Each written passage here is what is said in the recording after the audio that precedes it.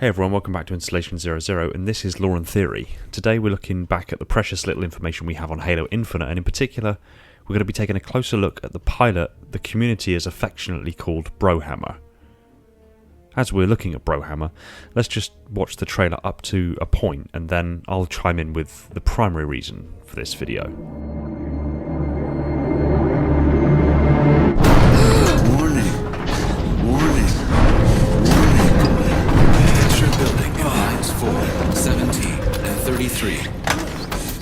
Pressure building in lines 4, 17, and 33.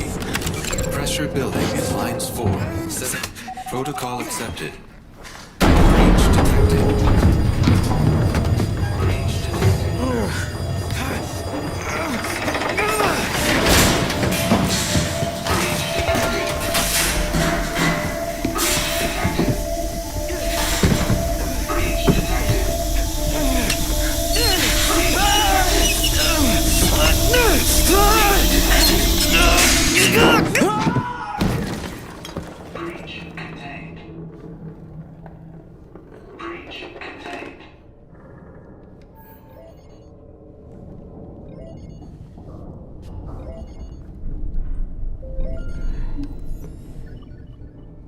Daddy's listening.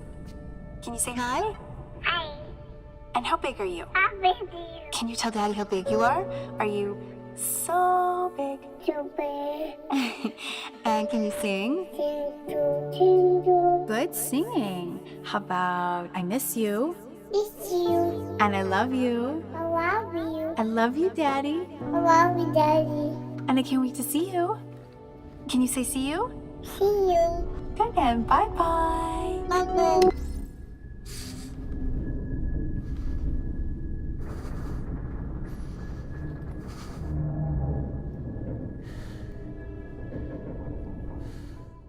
The main question I had in my mind, and I'm sure I'm not alone in this, is how long of a period of time has passed between Brohammer waking up in his pilot's chair and Chief's arrival towards the latter end of the trailer. I admit from the get-go it is nearly impossible to tell exactly what period of time has passed, but there are some estimations we can make based on a few variables, and from those we can discover some interesting bits of information about other aspects of the Halo universe. We were discussing this just recently in the Discord server, and some very valid points were raised on our Halo lore discussion channel, so I wanted to make sure that I fully explored them here. Again, if you've not jumped into the Discord server, please do so. We're a chill and intellectual server and discuss various subjects pretty in depth, and you'll always find me lurking around there somewhere. But let's get back to Brohammer. The first and most accurate way of gauging how long Brohammer has been stranded is by looking at Brohammer himself. When we first meet him, his hair is cropped short, no longer than an inch in length, and he has tidy, close-shaven facial hair. The next shot we see of him, he has a full beard and his hair has grown out considerably. We can make an estimation of the length by taking the apparent width of his eye, as in general the human eyeball has only very little variance from person to person, and on average is 24.2 millimeters in diameter, or basically about an inch. If we take that as a benchmark and measure that out over his hair length, we find his hair in this shot is around 3 inches in length. He had an inch maximum of hair before the time passes, and 3 inches after. That's a growth of 2 inches. Hair grows approximately half an inch every month, meaning Brohammer has been on his own, stranded, floating aimlessly in space with his Pelican for 4 months.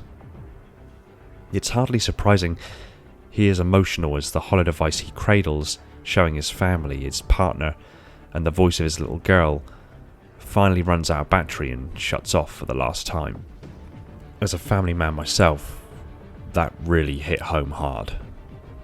And it's equally unsurprising he is as excited to see Master Chief as he is, as Chief never fails to inspire hope. The Pelican isn't a tiny ship by any extent of the imagination, but it also isn't massive either, and spending any considerable amount of time on your own, let alone 4 months in the middle of space, is insurmountably difficult in and of itself. That also means, presuming the events which led Brohammer to be stranded were the same events that led to Chief being spaced, that Chief has also spent the past 4 months floating in space. That says something rather significant about the Gen 3 survival mode, as, at least to my mind, no previous versions of Mjolnir had a survival mode. The exact nature of this is subject to debate, whether it's a kind of micro-internal cryopod kind of feature, or if it uses reverse-engineered Forerunner time-lock stasis fields, or simply a chemically induced coma of sorts where the body's metabolism is slowed to a near standstill, is anybody's guess. But it demonstrates a significant advancement over the previous iterations of the Mjolnir platform, and I'm really looking forward to finding out more about it. Furthermore, Brohammer didn't have the luxury of such survival modes within his Pelican, meaning he had to find a way to survive for those 4 months with limited food, water and supplies, and while he may have been in somewhat privileged position to be flying a freshly resupplied Pelican, it is doubtful that the Pelican contained 4 months worth of food and water, which means he likely had to get pretty creative, which may explain why there are so many tools and such scattered around the ship.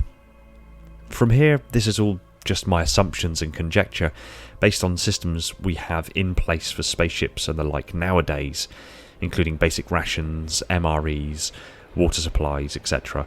So let's make some approximate estimations here. First and foremost, water. A human can't go for more than 3 days without water, and on average it's recommended to drink 2 litres of water a day. In truth, and you may have noticed this yourself, when it is recommended to drink 2 litres of water a day, that does technically include any water that may be gained through any beverage and food as well, with the exceptions of severe diuretics. Your body is more than capable of harvesting water from the foods you eat as well as from water and the water content in most drinks. I know quite consistently that as long as I'm having 3 meals a day, I can get by happily most days drinking around a litre of water or so from a variety of different drinks. So a lot can be said for the water content locked up in UNSC MREs. But let's run on this 2 litre minimum for the moment. If we assume Brohammer has been lost in space for 4 months, the Pelican will need to have contained 224 litres of water. It certainly doesn't look like it could contain that amount of water, so how did he get around this? Well, as gross as it sounds, in a survival situation, drinking your own urine when it's still light in colour can give you back valuable water, but given that even today there exist survival straws that filter out the vast majority of toxins, bacteria and pathogens and the like from unclean water sources, making it safe to drink, there is a distinct possibility that he could have done that. But this would only work for a time, as eventually the toxins would become more concentrated and the drinking straw would become less effective.